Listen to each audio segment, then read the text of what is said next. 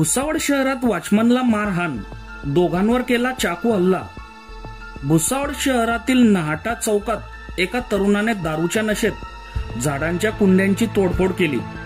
याचा जाब विचारताच त्याने वॉचमनसह दोघांवर चाकू हल्ला केला। ही घटना दिनांक 22 जुलै रोजी रात्री 8 वाजता घडली। चाकू हल्ल्यात जखमी एका तरुणाला जळगावला हलवले। या प्रकरणी गौरव पाटील याच्यावर खुनाच्या प्रयत्नासह विविध कलमानुसार भुसावळ बाजारपेठ येथे गुन्हा दाखल झाला आहे। राजू ठाकूर राहणार दिंद्यानगर हे वॉचमन म्हणून काम करतात। संशयित गौरव पाटील हा दारूच्या नशेत झाडांची तोडफोड करत होता। याचा जाब विचारल्यावर त्याने वॉचमनला मारहाण केली। त्यांच्या खिशातील 800 रुपये हिसकवले। हे पाहून तेथून जात असलेले भूषण कोळी व सुमित झांबरे यांनी त्याची समजूत काढली, पण गौरवने चाकूने त्यांच्यावर प्राणघातक हल्ला केला।